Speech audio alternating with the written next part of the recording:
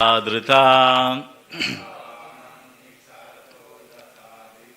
Matan Gajendrasya Saputra Padmini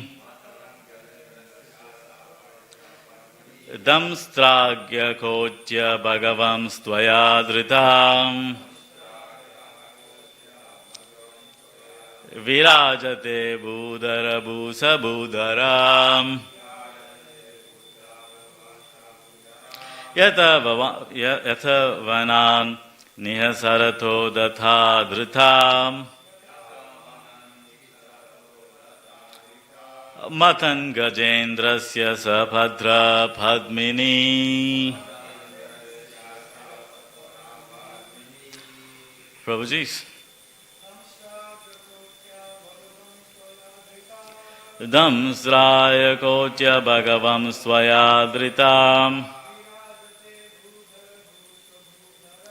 Virajate Budara Bhusa Budara Yata Vanani Sarato Data Drita Madan Gajendrasya Sabhadra Padmini Damstragya Kotya Bhagavam Stvayadritam Virajate Budara Bhusa Budara Yata Vanani Hasarato Data Drita Matan Gajendrasya Sabhadra Padmini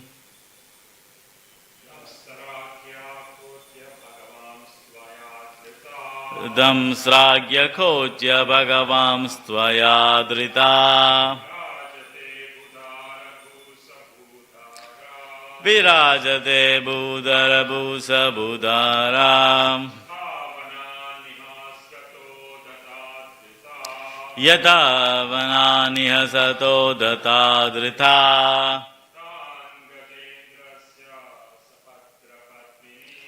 Matan Gajendrasya Sapatra Padmini Damstra Agra. The tips of the tusks. Kotya. By the edges. Bhagavan. O personality of Godhead. Tvaya. By you. Dhrita. Sustained. Virajate is so beautifully situated. Budara, O lifter of the earth. Buhu, the earth. Sa Budara, with mountains. Yata, much as much as. Vanat, from the water, Nihasarata, coming out, Datha, by the tusk, Drita, captured, Matam Gajendrasya, infuriated elephant, Sapatra, with leaves, Padmini, the lotus flower. Translation and purport by His Divine Grace Srila Prabhupada. Prabhupada ki jai. O lifter of the earth with its mountains, with which you have lifted with your tusk, is situated as beautifully as a lotus flower, with leaves sustained by an infuriated elephant just coming out of the water. Please repeat after me. O lifter of the earth with its mountains, which you have lifted with your tusks, is situated as beautifully as a lotus flower with leaves sustained by an infuriated elephant just coming out of the water. Purport: the fortune of Earth planet is praised because of its being specifically sustained by the Lord. Its beauty is appreciated and compared to that of a lotus flower situated on the trunk of an elephant. As a lotus flower with the eyes, with leaves is very beautifully situated, so the world with its most beautiful mountains appeared on the tusk of the Lord Boar. There's not much purport, so I'll just read the next verse and the verse after. Traimayam rupam idam cha saukram bhumandalena tadatha dhrithena the chakshati shingoda ghanena bhuyasa kula chalendrasya yathaiva vibramaham. Translation: O Lord, as the peaks of the great mountains become beautiful when decorated with clouds, your transcendental body has become beautiful because of you lifting the earth on the edge of your tusk.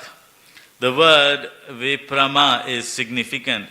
Vibrama means illusion as well as beauty. When a cloud rests on the peak of great mountain, it appears to be sustained by the mountain, and at the same time it looks very beautiful. Similarly, the Lord has no need to sustain the earth on his tusk, but when he does so, the world becomes beautiful. Just as the Lord becomes more beautiful because of his pure devotees on the earth, although the Lord is the transcendental personification of the Vedic hymns, he has become more beautiful because of his appearance to sustain the earth. Samsthapayanam jagatam tatusham lokaya patimasi matram pitam videma jasyai namasa satvayam yasyam svatejo agnim iva arnava adaham. O Lord, from the residential purposes of all inhabitants, both moving and not moving, this earth is your wife, and you are the Supreme Father. We offer our respectful obeisances unto you, along with Mother Earth, in whom you have invested your own potency. Just an expert sacrificer puts fire in the irony wood. Purport: the so-called law of gravitation which sustains the planets is described herein as the potency of the Lord. This potency is invested by the Lord in the way that an expert sacrificial brahmana puts fire in the irony wood by the potency of Vedic mantras. By this arrangement, the world becomes habitable for both the moving and non-moving creatures. The conditioned souls who are residents of the material world are put in the womb of Mother Earth in the same way the seed of a child is put by the father in the womb of the mother. This conception of the Lord and the earth as father and mother is explained in Bhagavad Gita 14:4. Conditioned souls are devoted to the motherland in which they take their birth, but they do not know their father. The mother is not independent in producing children. Similarly, material nature cannot produce living creatures.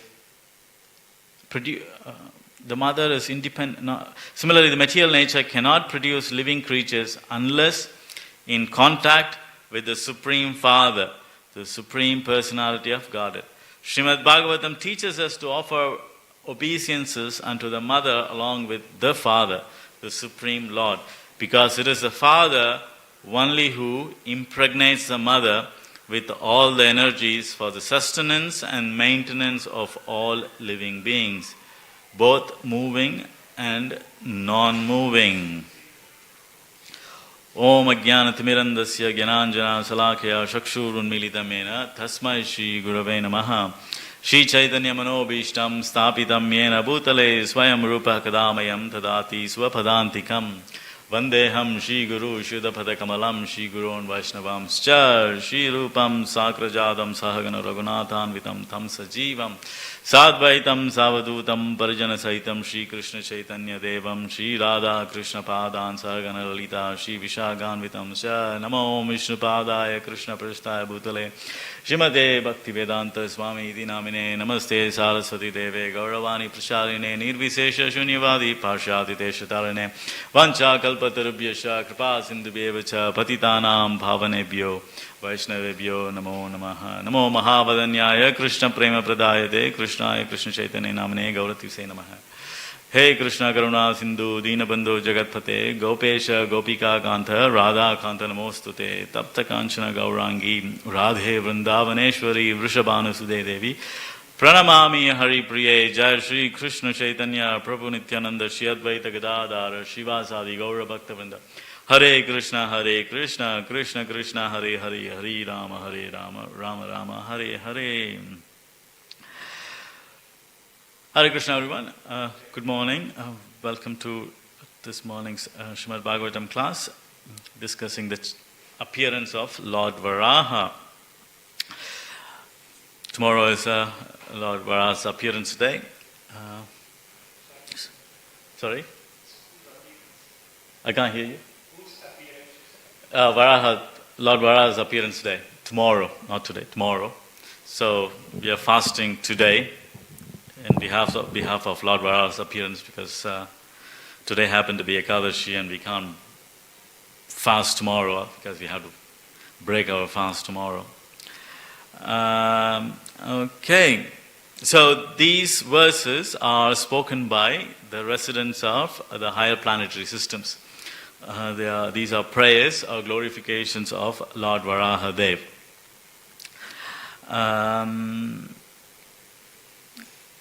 Here we can see Lord Varaha is lifting Mother Earth, Bhumandala, from the Garbhodaga ocean using his tusk.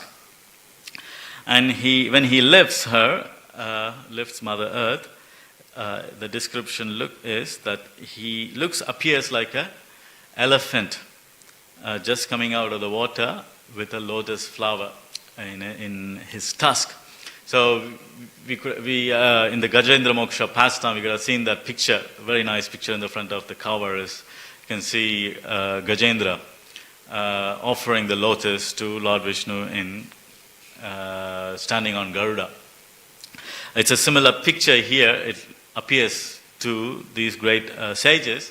Like even Varaha, when he's coming out of the ocean, he appears like Gajendra, holding a lotus.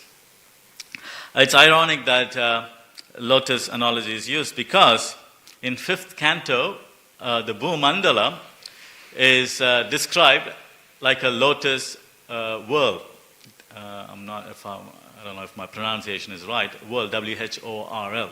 It's like a concentric circles.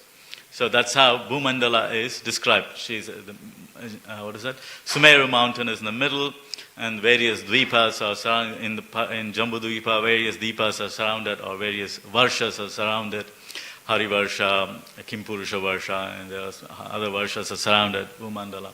And it appears, the description is like lotus flower, like the petals of the lotus flower. And so that's how the Bhumandala appears. And so naturally, when Varaha lifted the Bhumandala with his tusk, Bhumandala looks like, she looks like Padmini or lotus. And the sages can see that and glorify it. Here, in the first verse 40, Prabhupada translates it or says earth. In the next verse, Bhumandala is used. Bhumandala is referred to not just the earth planet, but the entire including all the other varshas, all the Kimpurusha varshas and things like that. So again, in 5th canto, it is said what Bhumandala is. It's 93 million miles or 93 million miles. The distance, how long the sun's rays can penetrate. That's how long the radius of Bhumandala is. So you double that, you get 180 or 1,830,000,000 1,083 million miles. So that's the size of Bhumandala.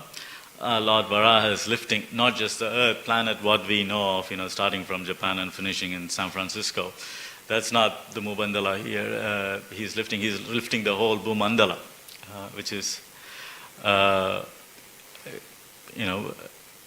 approximately 200 million or 2 billion miles or 200 million miles, I don't know, something like that long distance. So you can see if the Bhumandala is resting on the tusk, how big Varaha should be to lift such a huge object. So it's inconceivable for us to understand. Jiva Goswami says to understand or to try to understand the Supreme Personality of Godhead, one has to first understand the concept of achintya. Unless one understands the achintya, that the Lord is inconceivable, one can't appreciate or understand or comprehend the Supreme Personality of Godhead. So, first, as a students of Bhakti Yoga, we have to be aware of the concept that the Lord is achintya, His qualities are achintya. We, with our limited intelligence, would never be able to comprehend, never be able to comprehend the glorious pastimes of the Lord. The modern astronomy, the space science, they have their own definitions. They come up with some numbers. What is it? The distance between Earth and Mars, the closest is 39 million miles.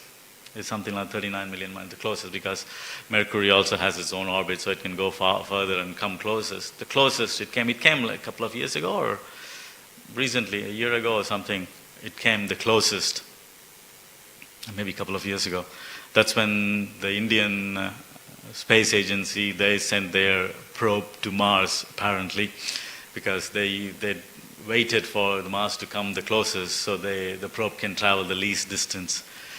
So they have their own understanding. I don't know if they went to Mars. I don't know where they went, but that's their understanding. And even in a modern scientific level, these numbers are very hard to comprehend, especially when it comes to measurement. Our brain really can't comprehend measurement after some time. You might look at a playground or a big field. You won't be able to say by looking at it, how many acres, or from one point to another, how long the distance is, because it just mind doesn't comprehend. It's beyond. Even though it's measurable, you can actually take a ruler and measure and say, this particular piece of land is 5 acres. But if somebody just drops you there, it's very hard. With the orientation, you don't know where it starts, where it ends. It's very hard for the brain to comprehend. What to speak of Bhumandala, which is 93 million miles in radius, and it's been lifted by somebody who appears to be like a boar. It's very inconceivable for human brain to understand. So what the human brain can understand is that these concepts are not easily understandable, achintya. That's what we can understand, that these phenomena are beyond our intelligence or intellect to comprehend. And so you naturally trust the scriptures and the previous acharyas. If they have said so, and that's what it is. And that makes it easy for us. If we start questioning it, you could never make sense of it. So just having that element of faith makes the whole difference. As soon as you have the faith that of the scriptures that the Supreme Personality of Godhead can appear in a form of a boar and lift the entire Bhumandala, you can appreciate it, you can understand it. Yeah, the Supreme Lord, He is inconceivable, He can do whatever He wants. He can appear as a boar and He can lift the Bhumandala. What to speak of Bhumandala, He's sustaining the entire 14 planetary systems. So for Him, just the Bhumandala is nothing. So the devotee can understand. Just having that faith, one can understand. But if you don't have that faith, doesn't matter how much proof one is provided, you could never come to a conclusive understanding. You're thinking, is it? Should I trust that somebody appeared as took a form of a boar? Why would he take a form of a boar? You start, it will never be conclusive. But as soon as you have the faith, the most difficult subject matter is easily understood. Yeah, the Lord can appear. The story of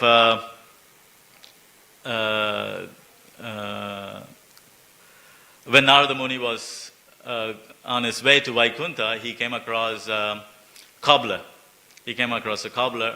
And the cobbler wished Narada Muni and said, how are you? Where are you up to? And Narada Muni said, I'm going to Vaikuntha to see the Lord.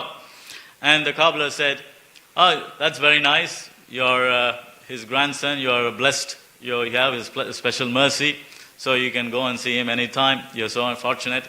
So when you see the Lord, pass my obeisances to Him. Tell Him I'm thinking of Him. And also, while you're there, tell me what, if you see Him, when you come back, tell me what He's doing. So, I can remember Him, His activities. And Narada Muni says, sure, yeah, I can do that. And then he proceeds, and he sees a Brahmana who is a very expert in performing Vedic rituals. And the Brahmana sees Narada Muni and says, Narada, how are you? And Narada says, I'm good. And the Brahmana says, what are you up to? And he says, I'm going to Vaikuntha to see the Lord. And the Yogic Brahmana says, I'm sure you're going to see the Lord. He was a bit, he didn't have the faith when Narada said that. Anyways, tell him, if you are going to see the Lord, tell him that I've done a lot of pious activities, done a lot of yagyas, and I'm ready to be taken to Vaikuntha, and I'm waiting for him to come and take me to Vaikuntha. So he didn't really have faith in Narada, or the Supreme Personality of Godhead to some extent. So he was, having a bit of a mockery towards Narada.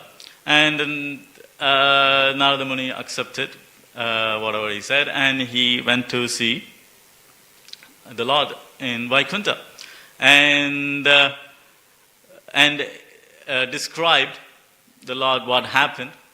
And the Lord said, sure, if you go back, tell them that I'm here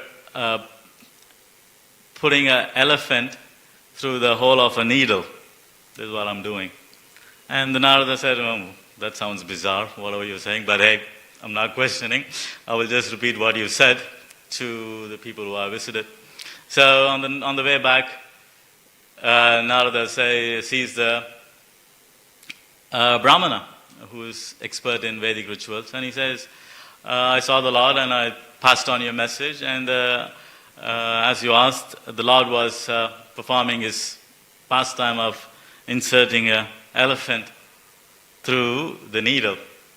And the Brahmana did not, the Brahmana thought that Narada is just, lying or just making up all these cockamamie stories. He didn't really trust, and he said, whatever. And he didn't appreciate it. He thought it was just a joke. And then Narada Muni went to the cobbler and explained to the cobbler that the Lord was performing what he was performing. And immediately the cobbler was burst into tears, and he was into complete, in trance, and appreciating and glorifying the Lord.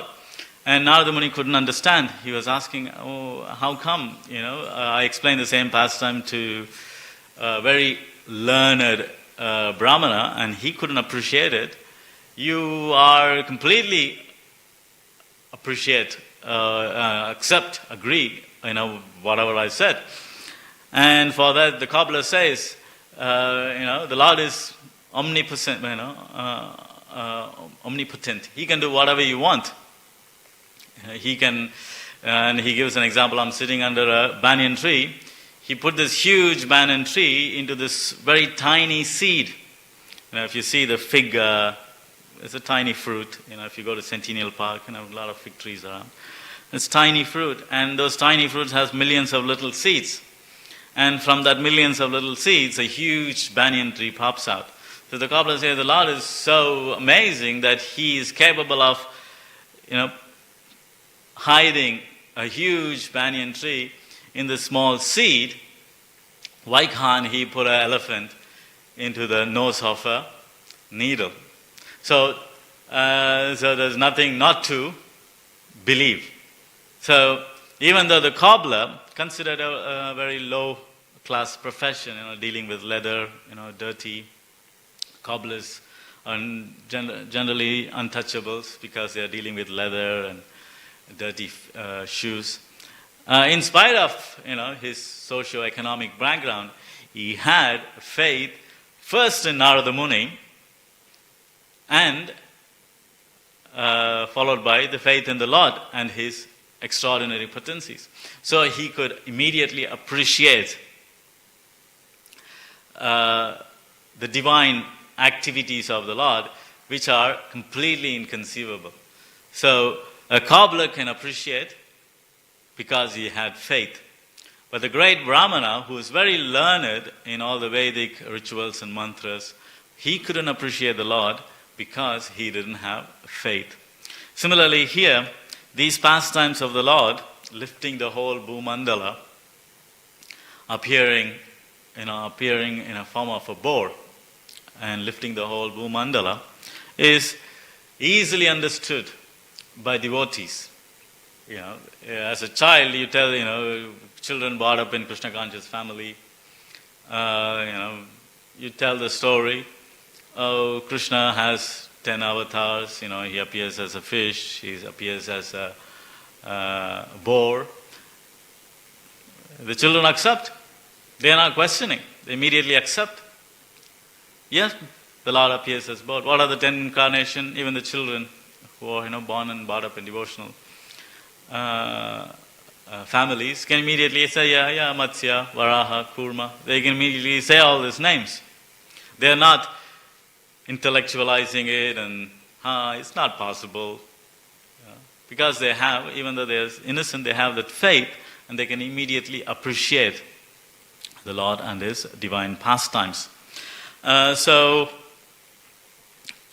that's the difference between having faith and not having faith, even though you are highly educated. The next verse is talking about the beauty of the Lord. The Lord, Krishna, is beautiful. There's nobody anywhere close to beauty as Krishna. In Krishna book, in the Rasa Leela chapters, Prabhupada writes that Krishna doesn't look as beautiful as he is when he is surrounded by the gopis. Krishna is the most beautiful. There's nobody, Venum Kvanantam Aravinda Dalaya Daksham. His eyes are just beautiful. It's like blooming lotuses. Barhavatam Samasitambuda Sundarangam. He's decorated with this beautiful peacock feather, Barhavatam. And Asitambuda Sundarangam, like a cloud, a rain cloud. Sundara, he's as beautiful as a rain cloud. Kandarpa Koti Kamaniya Vishesha Shobham. Kandarpa, cupids, koti. Koti is crores.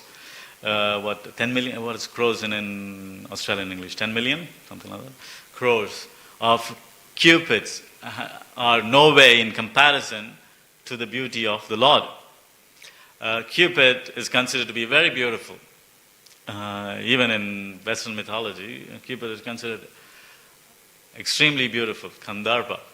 But the Supreme Personality of Godhead, Krishna, he is much more beautiful. Well, he's much more beautiful than 10 million cupids put together. He's more beautiful than them. So it's inconceivable. But that beauty of Krishna is enhanced when he is in association of his pure devotees. And in the Dasavatara Stotra, this pastime is explained like the moon, the tusk of Lord Varaha is like a moon, and the Bhumandala resting on the tusk is like the line on the moon. The line on the moon makes the moon looks much more beautiful.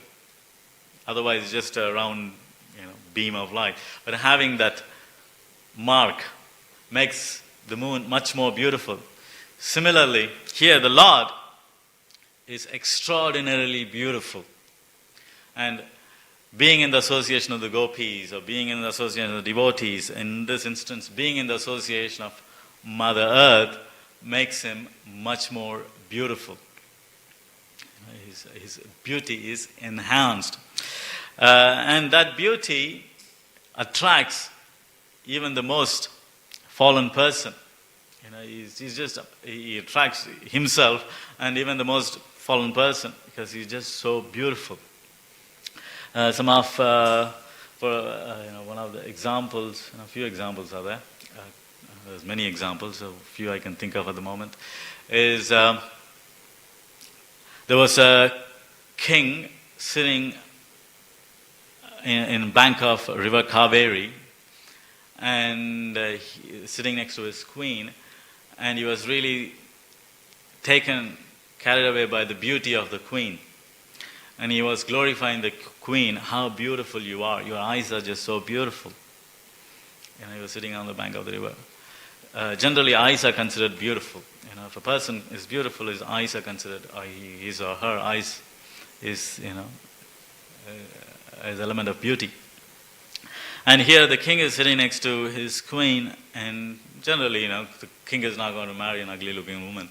He's marrying a beautiful princess. So he's married to this beautiful queen, and he's glorifying her. In this nice sunset, river Kaveri is flowing. River Kaveri is very beautiful. Generally, she's considered very beautiful. And then he is glorifying her. And there was a parrot in the background, started mocking the king. And the king turns around and says to the parrot, "Why are you mocking? I'm glorifying this beautiful wife, and she is considered very beautiful, around other kings and other kingdoms." And the parrot says, "Well, I will show you another set of eyes. If you see this, you will give up this beauty of your wife immediately." And the king says, "Sure, okay, show me." He takes it as a challenge. And then the parrot guides the king to a big, sand hill. And the parrot says, dig inside this sand hill, and you will see a treasure house or a beauty that by seeing that beauty, immediately all other beauty will become meaningless to you. So, to accept the challenge, the king digs up this anthill and he finds the deity of Lord Ranganath. So the pastime is after Lord Ranganath is installed, after years he disappears due to the course of river moving, and he gets buried under the sand. And so this is Lord's divine way of appearing again. So the king unearths this beautiful deity of Lord Ranganath, and he looks at the eyes, and that Aravinda Dalaya Daksham, that beautiful blooming lotus eyes, immediately captures his mind. and immediately he gives up his family life. Because that's how beautiful the Lord is even in his deity form. So he immediately gives up. These pastimes are described in the glories of the Sriranga Mahatmya, the glories of Lord Ranganath. And there's a very similar pastime 1,000 odd years ago. Ramanujacharya, he started his preaching work in Srirangam. He started his preaching work in Srirangam.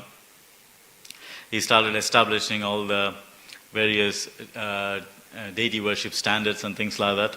And he was celebrating the Brahmotsava festival, or the Garuda Utsava festival, which is a yearly festival where the Lord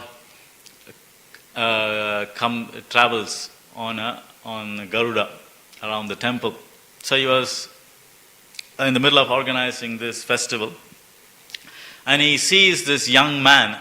He's a very handsome young man, tall, young, very well-built young man, very good-looking young man. And he sees him holding an umbrella to a woman. He's holding an umbrella to a woman. And Ramanujacharya was just surprised. And what is going on here? To start with, Ramanujacharya is a sannyasi, and he's a very famous sannyasi. He was highly respected. Even his guru paid him obeisances from distance. He's very highly respected. So, and he's thinking, I'm a sannyasi. I'm the most, one of the glorified most. I don't know if he's thinking that he's a glorified sannyasi, but he's thinking, at least according to the Varnashrama Dharma, I'm a sannyasi here, and in front of me, this person is serving a woman. So he asked his servant Kuresha to go and ask, what is going on here? Go and check with him what is going on here. And then Kuresha goes and checks to this person, and this person, he reveals his name is Dhanur Das. Dhanur means the art of fighting. So he's not only a handsome, good-looking young man, but he's also an expert fighter.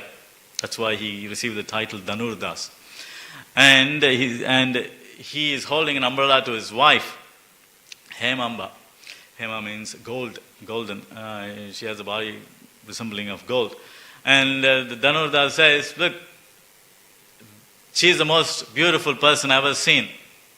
Her eyes are just the most beautiful thing. And I don't want her eyes her complexion to be disturbed by the sun. She's the most beautiful person I've seen. So I'm going to any length to protect her beauty by holding an umbrella to protect her from the scorching sun. And Kuresha comes and tells this, what this Dhanur Das have explained, what he's doing. And Ramanuja was, completely awestruck that how can a person be so attached to his wife. So he approaches this Dhanur Das and says, okay, you claim that your wife is the most beautiful person and her eyes are the most beautiful. Let me show you her eyes. And if you say that if that eyes is more beautiful, you should give up worshipping the wife. And he agrees. He takes up the challenge. According to him, there is no other eyes which is more beautiful, similar to the king. So he accepts the challenge, and he goes with Ramanujacharya, and Ramanujacharya takes him to the presiding deity of Srirangam, Ranganath, and shows him. And looking at the Lord's eyes, Dhanur Das was his heart immediately melted. And he immediately says, yes, there is no other eyes in this world which can be as beautiful as the eyes of the Lord, Aravinda Dalaya Daksham. So I surrender unto you. Since you showed me that beautiful eyes, I'm your servant, not the servant of the wife. So Dhanur Das and Hemamba become a good devotees, and they become the disciples of Ramanujacharya. So those beautiful eyes of the Lord can even melt the heart of the most materially attached person. So when one comes before the Lord and looks at the Lord, looks at his beauty, all his sinful desires or material attachment get disappeared. What is that? I guess it's in third canto or second canto, I can't remember. But it says, if a person has a lusty desire, and if they just goes before the Lord and sees the eyebrows of the Lord, his lusty desire gets immediately destroyed. People always ask questions in Bhagavatam class. Oh, I have this lusty desires, how to overcome them? The Bhagavatam gives an answer. Just go before the deities and see the eyebrows, not even the eyes, just the eyebrows of the Lord. That eyebrows can immediately nullify the lusty desires a person has in his heart. So that is the beauty of Lord Varaha. And that's what is described here in text 41. Text 42, here Prabhupada quotes 14.4. 14.4 is what is I'm the seed-giving father. I guess that's the verse, 14.4. Bija Pradapita, that's a verse, yeah. So the material energy, there are 7 mothers in the Vedic system. One's own mother, the mother of the guru, the mother of a brahmana or a great sage, the mother of, the wife, one's own mother, the wife of a guru, the wife of a brahmana, the wife of the king, the nurse or datri, one who looks after you when you're sick, datri or mother. There's always, in high-class families, there's mother and there's also a nursing mother, who looks after the child, the babysitter, we can say. A nursing mother, datri, she is considered a mother. Cow is considered a mother. Go is considered a mother. And Mother Earth is also considered mother, because from her we are all born, and she also, not only we are born, she also sustains us. But that mother is not independent; she is sustained by the Lord. Like when you see the beginning of the creation, there's only Pradhan, and the Lord impregnates the Pradhan with the living entities. If the living entities are not injected or impregnated into Pradhan, Pradhan is just a lump of matter.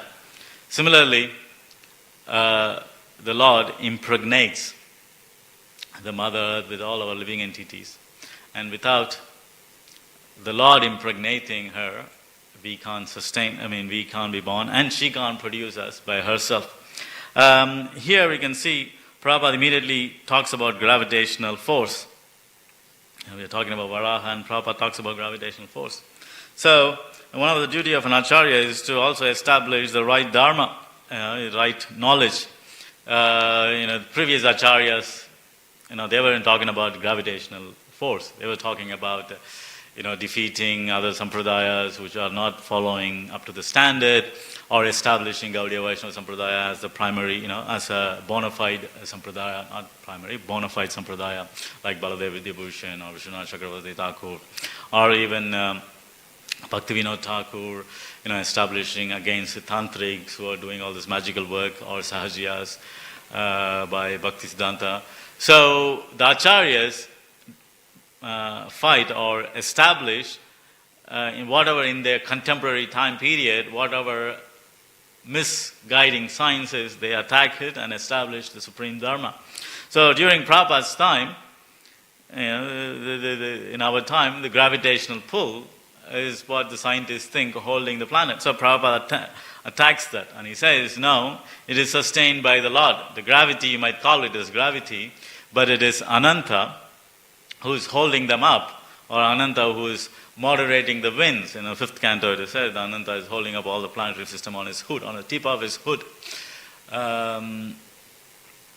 And he's moderating different vayus or different airs, and those heirs are the one which is keeping the planets in their orbits and holding them in their position. So Prabhupada attacks them and establishes the right science, and not just the material understanding that the planet becomes heavy, and when the planet is heavy, it starts attracting other planets, and that planet is also heavy, so they kind of attract each other. By this attraction, they nullify some of its energy, so they are all held in position. That's the understanding, modern understanding of gravity, which kind of discounts the Lord, or the fabric of Lord's energy, which is holding all these planetary systems. So here Prabhupada attacks and says, no, it is held by Lord Ananta. And it is not only held by the Lord, but it's also maintained. All the maintenance aspect is also looked after by the Lord, sustained by the Lord. Even he goes and says, even the Mother Earth, even she is not independent, she is dependent on the Lord's mercy. And we can't, we might be Purusha or Stri, we are not independent. We still need a woman to progenate, or women needs a man, even though they might have declared independence, but they still need a man to progenate. Like in America, you can get kits now to self-impregnate yourself. But still, that kid comes from a guy. It's not cooked up in a laboratory. So there's also, to impregnate, to bore a child, you're still, we human beings are still dependent on each other. But the Lord, or His great devotees, they are not dependent on this three for impregnation. So the Lord is the Supreme Father, and one has to recognize His supreme nature, and that we are not independent of Him. Even the Mother Earth is not independent on that. So so these are the pastimes of Varahadev,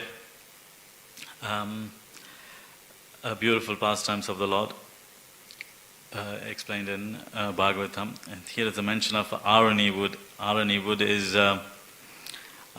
is wood which is used when you do yagya, when you do fire sacrifices. Generally, traditional way of doing it is you don't use matches, because matches is chemicals. You don't use matches. You use friction. There's a particular wood, and you churn the wood, and from the churning of the wood, the fire comes. You put coconut husk, and then the coconut husk catches fire, and then you use that fire to light the yagya, fire sacrifice. This is even recent times. In previous ages, Brahmanas are qualified. They used to just chant the mantras, and the fire would manifest. It's a funny thing happened when we were in Gurukul. We were invited to install the deity in a temple in Siliguri, close to Darjeeling, in northeast India.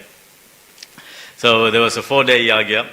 We were doing the installation of the temple, and we did the yagya the first day. The second day was for the donors. So there was a lot of donors there for the yagya, and we started chanting the mantra, and the fire immediately came up. It was quite mystical, and they were like, "Wow, these brahmanas are very expert." But what actually happened was the previous day fire. We covered it with coal, that's how we do. You cover it with ashes. And as soon as we put the manga wood, it caught fire. But there were actually, expert brahmanas in previous ages who could manifest fire. So it wasn't like us using trickery. Well, we didn't plan for it, but it just happened.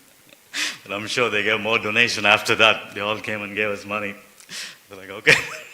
Because they thought it was, amazing. So this Arani wood is used to generate fire and in traditional way by chanting mantras or by used to churn the wood and make fire. So, and here how the fire is manifest with the fire within the Arani wood, the Lord invested his energies in Mother Earth, and then as the fire manifests, various living entities manifest from Mother Earth. So that's the analogy given. We have 10 more minutes. In Madhya Leela, in Chaitanya Mangal, Lochandas Thakur describes the pastime of Lord Mahaprabhu when he was in the mood of Varaha. Mahaprabhu was listening to the pastimes of Varaha, and he immediately got overcome by that mood, and he ran to Murari Gupta's house. If Lord wants to exhibit any of his pastimes, he kept it private. Before he took sannyas, he kept it private, and he exhibited only to his very close associates. And one of those close associates is Murari Gupta. And Murari Gupta wrote the first biography of the Lord, Chaitanya Charitamrita, original Chaitanya Charitamrita, which is lost. And based on that book, or those pastime, or those notes, Lochandas Thakur wrote Chaitanya Mangal. So in Chaitanya Mangal, this pastime is explained. So the Lord Mahaprabhu ran to Murari Gupta's house because he couldn't contain his mood of Varaha. And Murari Gupta saw the Lord coming, so immediately paid his obeisances. But Mahaprabhu didn't stop and accept his obeisances. He just ran into his house yelling, "Bore, bore," or "Varaha, Varaha." And Murari Gupta is like, what is going on here? Why is he yelling boar? Is there a boar attacking? Because boar can actually attack and even kill a person because it has a strong, the wild boar. So is there a boar around here? So he started looking for a boar and he couldn't see any boar. So then Murari Gupta went into the house following the Lord, and the Lord went to Murari Gupta's altar, picked up a water pot and placed it on his head, and he transformed into Varaha and put the water pot on his tusk and exhibited that form to Murari Gupta. And looking at that Varaha form, Mahaprabhu manifesting the Varaha form, Murari Gupta was just completely frozen looking at the Lord, just completely frozen. And Mahaprabhu, what are you looking at? Start glorifying me. I'm exhibiting you the glories, the glorious form of Lord Varaha. Glorify me. And Murari Gupta was completely awestruck, and he became speechless.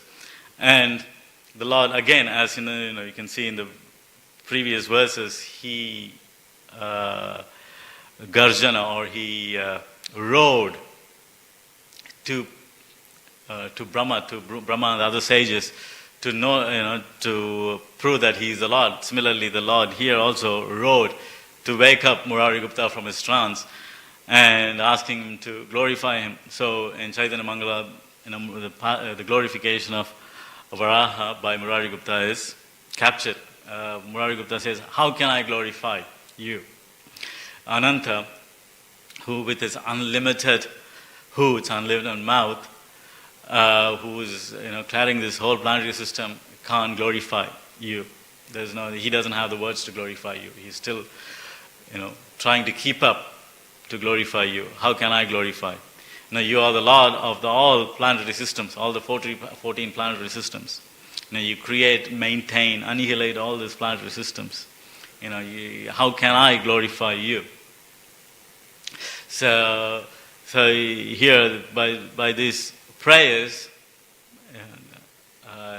and again he says, you lifted the whole earth planetary system in your tusk, like an elephant lifting a lotus flower, like a play toy, and held it up in her orbit, how can I glorify you? What qualification I have to glorify you? So through these prayers, Murari Gupta glorifies the Lord. And looking at the pastime, looking at the state, the advance or the state of Murari Gupta, the off-stuck state where he couldn't have words, and when he glorified the Lord, the humility of his glorification really pleased Mahaprabhu in his Varaha form. So he blessed Murari Gupta and revealed his mind, revealed why he has appeared as why he appeared as Varaha, why he appeared as Mahaprabhu. So the Lord reveals himself to the devotee. When the devotee approaches the Lord, glorifies them in humility. So the Lord says, I appeared in previous years to liberate Mother Earth. Even though Mother Earth is held by the strength of Ananta, there is no way Hiranyaksha can displace her, because it's the Lord himself, Ananta himself. One might ask, is Hiranyaksha more powerful than Ananta himself? Yeah. No. Obviously not. Because the Lord desired to have his association with Mother Earth, he, through Ananta, agreed for that pastime. Otherwise, there's no way Hiranyaksha could displace her from her orbit. There's no way Hiranyaksha can be more powerful than Ananta.